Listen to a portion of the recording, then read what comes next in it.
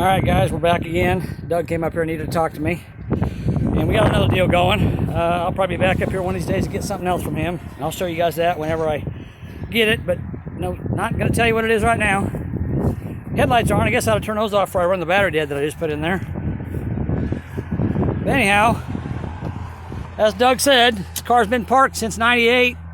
The old guy died, it sat, but you can see the interior on it is just beautiful. Headliner is gorgeous. Heck, the dash ain't even cracked on it. Look at that, guys. Look at that. Look at that. It's got a fancy seat cover on here. Oh, wow, I figured that'd be busted up, but look at that. It's not. It's protected that seat. It's got a nice floor mat in there. Let's walk back here. Let's look inside the trunk, see what we got in there. Oh, by the way, there you go. It's got air shocks on it. I wonder if they hold air. We'll find out. Look at there, guys. We got an F7814 spare, probably the original one or close to it. Original wheel for sure. Real nice jack. But as you can see up in there, if you can see it, I don't know how well you can see it.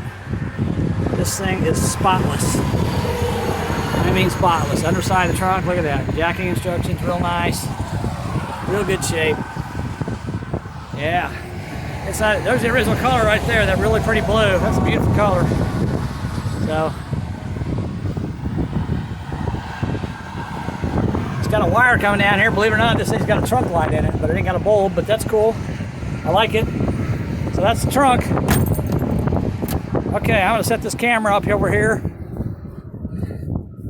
I'm gonna show you guys a couple tricks first though. A couple things I've learned over the years. Working on cars, buying cars like this that don't run. I'll show you a little trick. I've watched these videos of these guys. I like watching them. They're pretty cool. My favorite one probably is the Vice Grip Garage. Kudos to you guys. I like that.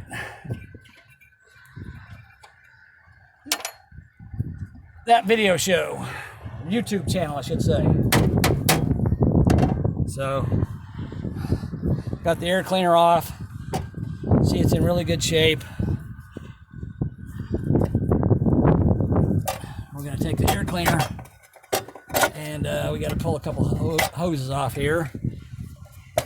I'm working alone today, by the way, guys, so it's just me here. My wife is not here with me. So I'm doing this all alone, so be patient with me. Got some hoses we got to get off so we can get to some things. There we go. Okay, I'm going to set that right up there. Now, this is a 2-barrel carburetor. Looks like it's in really good shape.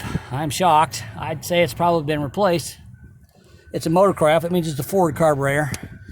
AMC, you know, they use a lot of parts from other manufacturers, GM and Ford and Jeep and everybody else. So they use a lot of their other companies' parts. So you'll see a lot of that stuff on AMC, but that's all right. Ain't nothing wrong with that. So anyhow, this is 2-barrel Motorcraft carb. Now, one thing I see people do that drives me nuts when they got a car like this and they're going to start it for the first time, they just grab a bottle and they just throw a bunch of gas in a carburetor. Well, that's fine and dandy, but it's also dangerous. You can start a fire, and these old motors have got grease and oil on them. And you mix that with gasoline, you start a fire.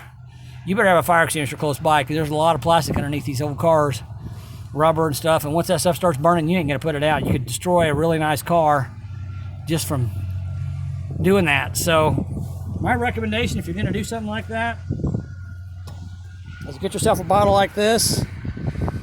This is a oil supplement I used, and I realized it had a really nice tip on it.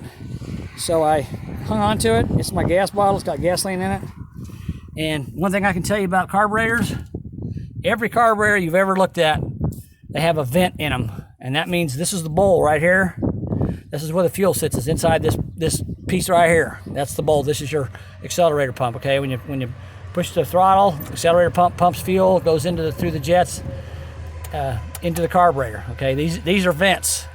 So these vent to the atmosphere, and they allow, because gas expands when it gets hot, so it has to have a way to be able to expand and contract with heat and cooling. So every carburetor, somewhere on it has a vent. This one actually has two. So what I recommend is to take your gasoline and just pour it right down that vent, because it goes right straight into the bowl and it'll come out the other vent. See it coming out? There you go. See that? That means it's full. So now I got fuel straight to the carburetor. I know I do. It's inside the carburetor, and if I work the throttle like this, I should have fuel squirting into that engine. I'm assuming I do, but one thing you want to do, some guys stress it, some guys don't. You always want to check all your fluids. I already checked my brake fluid. It was a little low on the back reservoir, so I added some to it. I'm not going to show that to you, but I do want to check the oil. I'm not going to taste it like Derek does. That's gross. Look at that. That is brand new oil. Look at that, brand new. It's so clean you can see right through it. Brand new oil in this thing. So that's a good thing. So that's good. We're going to put this air cleaner back on there. I got to hook up this vacuum hose so it doesn't suck air. And another thing that's probably a good idea, it's kind of optional, but it's probably a good idea just to be safe, is if you're going to start a car for the first time, go ahead and put the air cleaner back on it and put the lid on it. And the reason for that is because if it does backfire, it'll be contained inside the air cleaner housing and it won't catch anything on fire. You know, I mean, it's not going to hurt anything. You don't necessarily even have to put the bolt on there.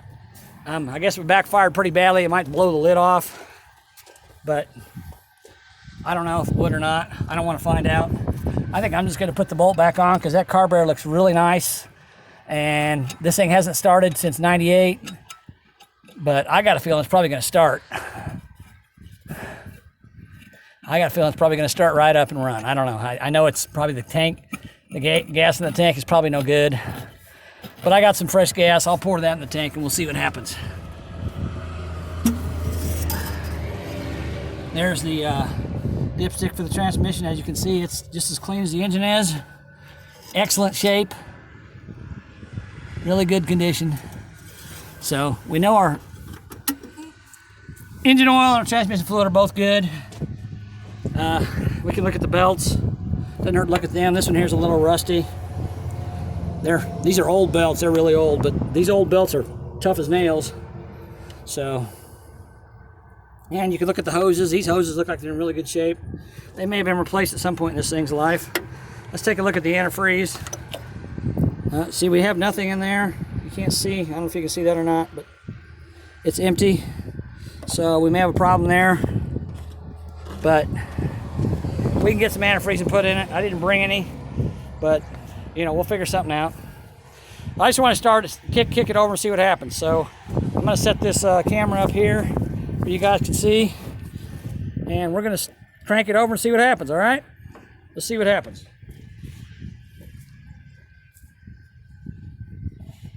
Gotta have the keys. All right, here we go. Let's see what happens.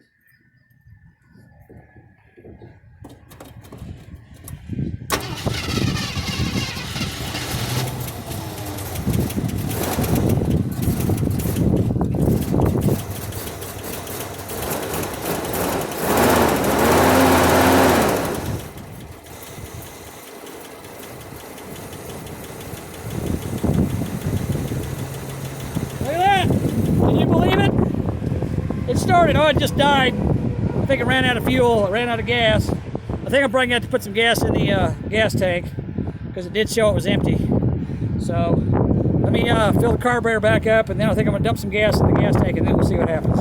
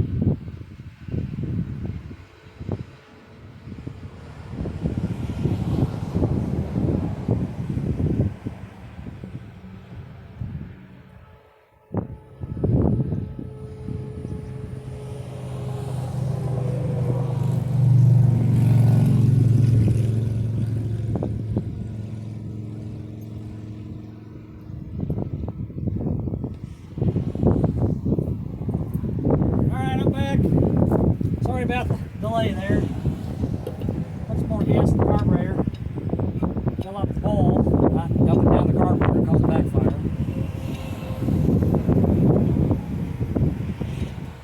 Sorry, Derek. I just think that's a little unsafe. I know you're a little crazy. I'm not quite that crazy. I like these old cars. I want to keep them nice. So, I'll do it this way. Alright. A little bit more carburetor. A little bit more fuel in the carburetor. I'm just going to set the lid on there this time so I don't have to keep taking this bolt loose. I don't want to lose my screw. Oh, hey. Here's a trick I'll show you guys. If you're ever under the hood of a car and you got a bolt that's stiff or rusted or whatever, say for instance this bolt right here, I can't get this air cleaner lid off, and you say to yourself, dang, I wish I had a bottle of lubricant. Well, guess what? You don't need a bottle of lubricant. Watch this. You pull your dipstick out, it's got oil on it, right? You take that and you touch it to the threads of whatever you're trying to loosen up, and the oil runs off the dipstick right onto those threads, and voila, you got a lubricated bolt. I've been doing that for years. It works really well if you got a rusted bolt and you don't have a can of WD-40 on you or whatever. You put a little bit of oil right off the dipstick on there. Even transmission fluid will work. Power steering fluid. You can see it's running. I can put it on there. It works just great. You know, any kind of fluid, oil, lubrication you got in the engine or the transmission or whatever, it'll work. So if you got a stuck bolt and you don't have a can of WD-40, now you know how to get it unstuck, right? All right, let's start it up and see what happens.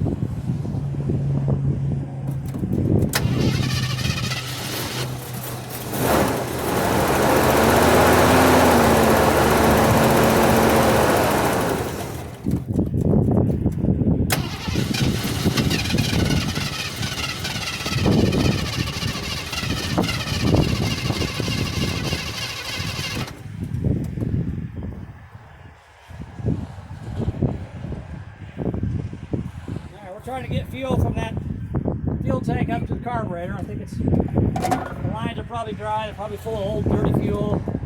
So it may take a couple times of doing this to get it cranked. Stay running. We'll get her going.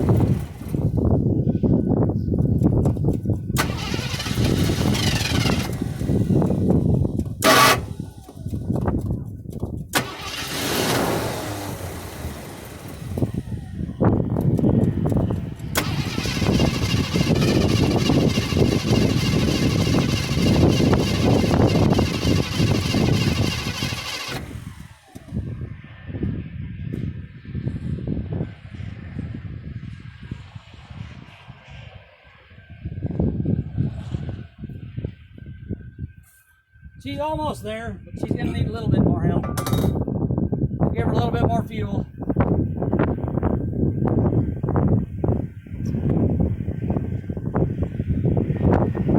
Always make sure you take your can of gas and put it far away from the engine as you can, because you don't want your can of gas to catch on fire and have a backfire. Another good idea.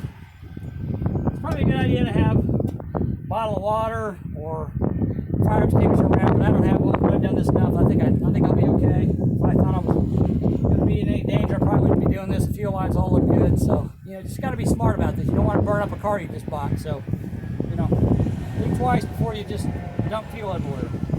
All right, let's try it again.